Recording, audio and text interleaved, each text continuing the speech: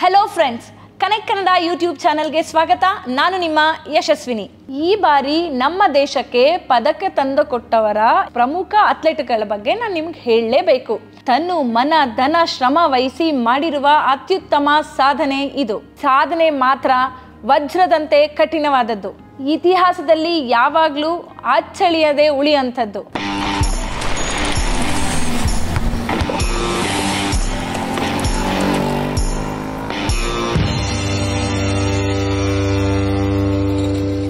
ಇವತ್ತು ನಾವು ಇಂಟ್ರೆಸ್ಟಿಂಗ್ ವಿಚಾರದ ಬಗ್ಗೆ ಮಾತಾಡೋಣ. ಭಾರತದ ಮಹಾನ್ ಸಾಧಕರನ್ನ ನೆನೆಯೋಣ. ಏನೇ ಅಡೆ ತಡೆ ಎದುರಾದ್ರೂ ಮಾಡೇ ಮಾಡ್ತೀನಿ ಅನ್ನೋ ಛಲ ಇರಬೇಕು.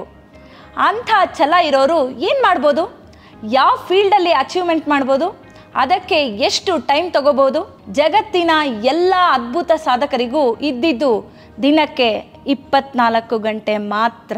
ದೇಹ ಮನಸ್ಸು ಸದೃಢವಾಗಿರೋರು ಸಾಧನೆ ಮಾಡೋದು ಒಂದು ಕಡೆ ಆದರೆ, ಹಲವಾರು ನ್ಯೂನತೆಗಳೊಂದಿಗೆ ಹುಟ್ಟಿ ಪ್ರಾಬ್ಲಮ್ಸ್ ಜೊತೆ ಬೆಳೆದು ಲಿಮಿಟೇಷನ್ಸ್ನಲ್ಲೇ ಬದುಕಿ ಸಾಧನೆ ಮಾಡೋದಿದೆಯಲ್ಲ, ಅದು ನಿಜವಾದ ಸಾಧನೆ ಅಂದರೆ, ಅದು ನಿಜವಾದ ಅಚೀವ್ಮೆಂಟ್ ಅಂದರೆ. ಸಮಸ್ಯೆಗಳ ನಡುವೆ ಸಿಕ್ಕಾಕೊಂಡು ದಿನನಿತ್ಯ ಜೀವನ ಮಾಡೋದಕ್ಕೆ ಒದ್ದಾಡಿಕೊಂಡು ಚಿಕ್ಕ ಪುಟ್ಟ ಕೆಲಸಕ್ಕೂ ಇನ್ನೊಬ್ಬರ ಮೇಲೆ ಡಿಪೆಂಡ್ ಆಗಿ ಸಾಯಕ್ಕೂ ಆಗದೆ, ಇಷ್ಟಾಗಿ ಬಂದ ಹಾಗೆ ಬದುಕಕ್ಕೂ ಆಗದೆ ಒದ್ದಾಡಿಕೊಂಡು ಸಾಯೋ ಮುಂಚೆ ಏನಾದರೂ ಒಂದು ಸಾಧನೆ ಮಾಡಬೇಕು ಅಂತ ಯೋಚನೆ ಮಾಡ್ತಾರಲ್ಲ, ಅವರ ಮನಸ್ಸು ಎಷ್ಟು ಗಟ್ಟಿ ಇರಬೇಕು, ಅವ್ರದ್ದು ಎಂಥ ದೃಢ ಸಂಕಲ್ಪ ಇರಬೇಕು. Congratulations to all medalist in Paralympics 2024. ಪ್ಯಾರಿಸ್ನಲ್ಲಿ ನಡೆದ ಪ್ಯಾರಾಲಿಂಪಿಕ್ಸ್ 2024ನಲ್ಲಿ ಪದಕ ಗೆದ್ದು ನಮ್ಮ ದೇಶದ ಕೀರ್ತಿ ಪತಾಕೆಯನ್ನ ಗಗನಕ್ಕೇರಿಸಿದ ಮೆಡಲಿಸ್ಟ್ಗಳ ಬಗ್ಗೆ ಮಾತಾಡ್ತಾ ಇದ್ದೀವಿ. ಈ ವರ್ಷ ಪ್ಯಾರಿಸ್ನಲ್ಲಿ ನಡೆದ ಪ್ಯಾರಾಲಿಂಪಿಕ್ಸ್ನಲ್ಲಿ ಭಾರತದ ಅಥ್ಲೀಟ್ಗಳು ಅತ್ಯುತ್ತಮ ಪ್ರದರ್ಶನ ನೀಡಿದ್ದಾರೆ. 7 ಚಿನ್ನದ ಪದಕಗಳು, 9 ಬೆಳ್ಳಿ ಪದಕಗಳು ಮತ್ತು 13 ಕಂಚಿನ ಪದಕಗಳನ್ನು ಗೆಲ್ಲುವುದರ ಮೂಲಕ ಪ್ಯಾರಾಲಿಂಪಿಕ್ಸ್ನಲ್ಲಿ ಭಾರತದ ಅಥ್ಲೀಟ್ಗಳು ಒಟ್ಟು 29 ಪದಕಗಳನ್ನು ಭಾರತಕ್ಕೆ ತಂದುಕೊಟ್ಟಿದ್ದಾರೆ. ಕಳೆದ ಬಾರಿ ಟೋಕಿಯೋಲಿ ನಡೆದ ಪ್ಯಾರಾಲಿಂಪಿಕ್ಸ್ನಲ್ಲಿ 19 ಪದಕಗಳನ್ನು ಗೆದ್ದು 24ನೇ ಸ್ಥಾನದಲ್ಲಿದ್ದ ನಮ್ಮ ಭಾರತ ಈ ಬಾರಿ 29 ಪದಕಗಳನ್ನು ಗೆದ್ದು ಮೊಟ್ಟ ಮೊದಲನೇ ಬಾರಿಗೆ 18ನೇ ಸ್ಥಾನಕ್ಕೆ ಏರಿದ್ದಾರೆ. ಇದು ನಾವೆಲ್ಲ ಹೆಮ್ಮೆ ಪಡಬೇಕಾಗಿರುವಂಥ ವಿಚಾರ. ನನಗಿದು ತುಂಬ ಸ್ಪೆಷಲ್ ಅನ್ನಿಸ್ತು. ನಾನು ಇದ್ರ ಬಗ್ಗೆ ಮಾತಾಡಲೇಬೇಕನ್ನಿಸ್ತು. ಅದಕ್ಕೆ ನಾನು ಈ ವಿಡಿಯೋ ಮಾಡಿರೋದು. ಈ ವಿಡಿಯೋದಲ್ಲಿ ಪ್ಯಾರಾಲಿಂಪಿಕ್ಸ್ನ ಹಿಸ್ಟ್ರಿ, ಎವಲ್ಯೂಷನ್ ಮತ್ತು ಇಂಡಿಯನ್ ಕಾಂಟ್ರಿಬ್ಯೂಷನ್ ಏನು ಅನ್ನೋದನ್ನು ಚುಟುಕಾಗಿ ತಿಳ್ಕೊಳ್ಳೋಣ. ಪ್ಯಾರಾಲಿಂಪಿಕ್ಸ್ ಕ್ರೀಡೆಗಳು ವಿಶೇಷ ಕ್ರೀಡಾಕಾರರಿಗಾಗಿ ಆಯೋಜಿಸಿದ ಒಂದು ಅಂತಾರಾಷ್ಟ್ರೀಯ ಕ್ರೀಡಾಮೇಳವಾಗಿದೆ. ಇದು ಶಾರೀರಿಕ, ಮಾನಸಿಕ ಹಾಗೂ ಸಂವೇದನಾ ಅಸಮರ್ಥತೆ ಇರುವ ವ್ಯಕ್ತಿಗಳಿಗೂ ಅವಕಾಶಗಳನ್ನು ನೀಡುತ್ತದೆ. ಪ್ಯಾರಾಲಿಂಪಿಕ್ ಕ್ರೀಡೆಗಳು 1948ರಲ್ಲಿ ಸ್ಟಾರ್ಟ್ ಆಯಿತು. ಇಂಗ್ಲೆಂಡ್ನ ಸ್ಟೋಕ್ ಮಾನ್ವಿಲ್ ಹಾಸ್ಪಿಟಲ್ನಲ್ಲಿ ಪ್ರೊಫೆಸರ್ ಲುಡ್ವಿಗ್ ಗಟ್ಮನ್ ನೇತೃತ್ವದಲ್ಲಿ ದ್ವಿತೀಯ ಮಹಾಯುದ್ಧದ ಟೈಮಲ್ಲಿ ಗಾಯಗೊಂಡ ಸೈನಿಕರಿಗಾಗಿ ವೀಲ್ ಚೇರ್, ಬಾಸ್ಕೆಟ್ಬಾಲ್ ಮತ್ತು ಇತರ ಕ್ರೀಡೆಗಳನ್ನು ಆಯೋಜಿಸಲಾಯಿತು. 1960ರಲ್ಲಿ ಇಟಲಿಯ ರೋಮ್ನಲ್ಲಿ ಪ್ರಥಮ ಅಧಿಕೃತ ಪ್ಯಾರಾಲಿಂಪಿಕ್ ಕ್ರೀಡೆಗಳು ನಡೀತು. ಆ ಸಮಯದಿಂದ ಪ್ಯಾರಾಲಿಂಪಿಕ್ ಕ್ರೀಡೆಗಳು ಪ್ರತಿ 4 years once ಒಲಿಂಪಿಕ್ಸ್ಗೆ ಸಮನಾಗಿ ನಡೀತಾ ಹೋಗ್ತಾ ಇದೆ. ಈ ಬಾರಿ ನಮ್ಮ ದೇಶಕ್ಕೆ ಪದಕ ತಂದುಕೊಟ್ಟವರ ಪ್ರಮುಖ ಅಥ್ಲೆಟ್ಗಳ ಬಗ್ಗೆ ನಾನು ನಿಮ್ಗೆ ಹೇಳಲೇಬೇಕು. ಆರ್ಚರಿಯಲ್ಲಿ ಕಂಚಿನ ಪದಕ ಪಡೆದ ಶೀತಲ್ ದೇವಿ ಮತ್ತು ಜಾವೆಲಿನ್ ಥ್ರೋಲ್ಲಿ ಚಿನ್ನದ ಪದಕ ಗೆದ್ದ ನವದೀಪ್ ಸಿಂಗ್, ಅವರಿಬ್ಬರ ಸಾಧನೆ ಅಂತಿತ್ತದಲ್ಲ.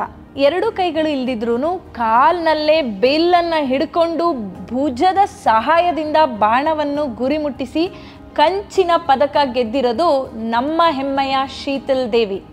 ಡೈಲಿ ಲೈಫಲ್ಲಿ ಯಾವುದೇ ಕೆಲಸ ಮಾಡಬೇಕಂದ್ರೂ ಇನ್ನೊಬ್ಬರ ಸಹಾಯ ಬೇಕಾಗಿರೋ ಅವ್ರಿಗೆ ತನ್ನು ಮನ ಧನ ಶ್ರಮ ವಹಿಸಿ ಮಾಡಿರುವ ಅತ್ಯುತ್ತಮ ಸಾಧನೆ ಇದು. ಬಲಿಷ್ಠ ಕಾಂಪಿಟೇಷನನ್ನು ಎದುರಿಸಿ ಕೊನೆವರೆಗೂ ಹೋರಾಟ ನಡೆಸಿ ಚಿನ್ನದ ಪದಕವನ್ನು ಗೆದ್ದಂತಹ ನವದೀಪ್ ಅವರು ಮೊದಲ ಎಸೆತದಲ್ಲಿ ಫೋಲ್ ಆದರೂ ಸಹ ನಂತರ 47.32 ಮೀಟರ್ ದೂರಕ್ಕೆ ಜಾವ್ಲಿನ್ನ ಎಸೆದು ಪ್ಯಾರಾಲಿಂಪಿಕ್ಸ್ನ ಈ ಹಿಂದೆ ಇದ್ದ ಎಲ್ಲ ರೆಕಾರ್ಡ್ಸ್ನು ಬ್ರೇಕ್ ಮಾಡಿ ಗೋಲ್ಡ್ ಮೆಡಲ್ನ ಗೆಲ್ತಾರೆ.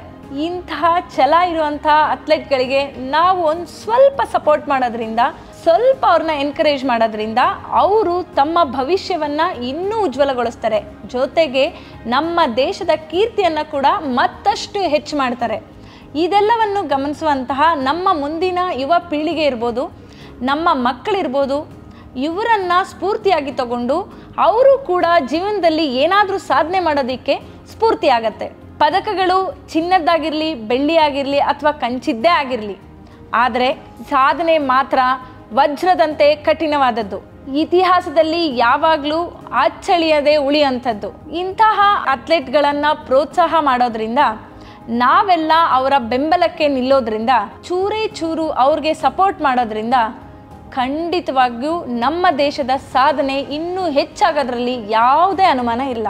ಪ್ಯಾರಿಸ್ನಲ್ಲಿ ನಡೆದ ಪ್ಯಾರಾಲಿಂಪಿಕ್ಸ್ 2024 ಕ್ರೀಡಾಕೂಟದಲ್ಲಿ ಭಾಗವಹಿಸಿದ ಎಲ್ಲ ಕ್ರೀಡಾಪಟುಗಳಿಗೂ ಅಭಿನಂದನೆಗಳನ್ನ ಸಲ್ಲಿಸ್ತಾ ಅವರ ಮುಂದಿನ ಭವಿಷ್ಯ ಉಜ್ವಲವಾಗಿರಲಿ ಅಂತ ಆ ಶುಭ ಕೋರುತ್ತಾ ನಮ್ಮ ಈ ದಿನ ಈ ಸಂಚಿಕೆಯನ್ನು, ಈ ಮಾತುಕತೆಯನ್ನು ಇಲ್ಲಿಗೆ ಅಂತ್ಯಗೊಳಿಸ್ತಾ ಇದ್ದೀವಿ.